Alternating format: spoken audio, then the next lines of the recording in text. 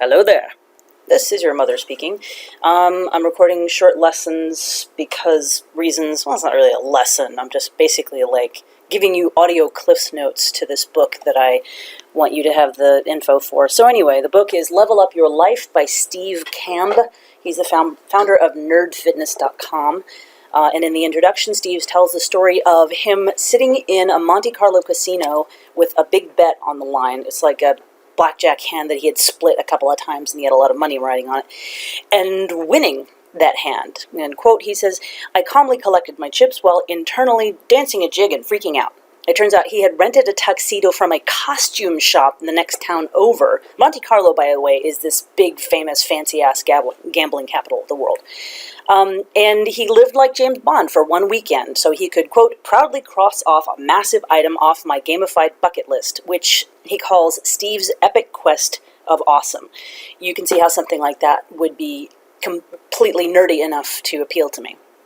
Normally, Steve's a shy, risk-averse nerd. He grew up immersed in books, video games, and movies to escape school and jobs he didn't like. Sound familiar, guys? After all, stuff in books and games and movies is way more exciting and heroic. Here's a quote. "The problem was that they had become a way to avoid the unhappiness in my real life while also allowing me to continue doing nothing about it." It also kind of sounds familiar.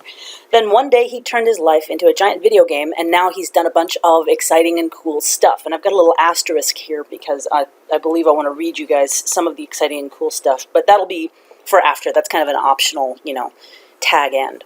Quote, "It's been a rewarding, challenging, and fulfilling experience, and I'm damn proud of it." Well, why wouldn't you be, Steve? Another quote, "I'm telling you all this as a risk-averse, picky-eating introvert. How did I do it? By hacking my own source code and rewriting the expectations that others had for me, and the expectations I had for myself. By implementing cheat codes and shortcuts wherever possible to achieve faster results. And by using baby steps." That's my add-on. Steve has taught thousands of people to do this, and he's formed an online community called The Rebellion on nerdfitness.com.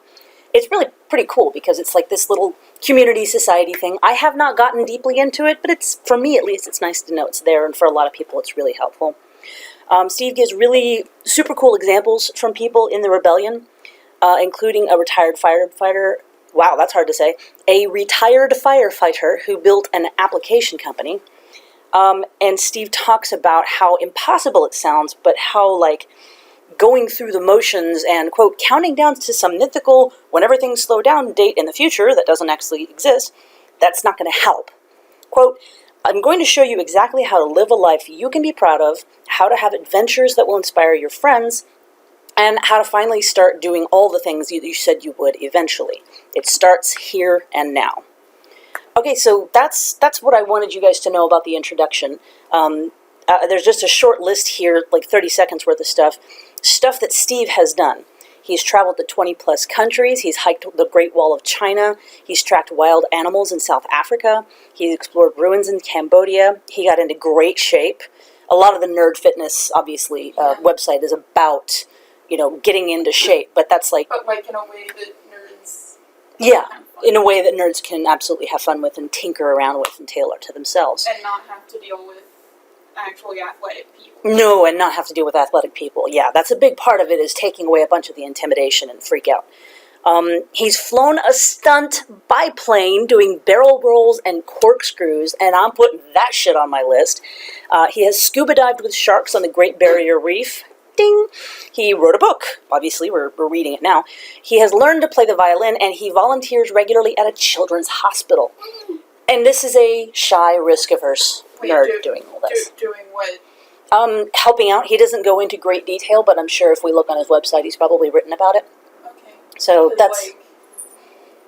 I'm thinking of things that happen in a hospital, and janitor, nurse, doctor. There's such a thing as like a candy striper, and there are volunteers that go in and read to the kids and stuff like that. Candy stripers just kind of help out with the... That was sort of a myth. No, that was a real thing. So, but anyway, so the point of all this is not to make you guys into Steve. The point of view is to try and give you a framework so that you can do some of the things you want to do. Like identify some of the things you want to do and then start working toward them. I mean, you guys are already doing that. Lisette, you've done a little bit of college, you've done all kinds of tinkering with a bunch of different things, and that is a great way to figure stuff out and to build skills.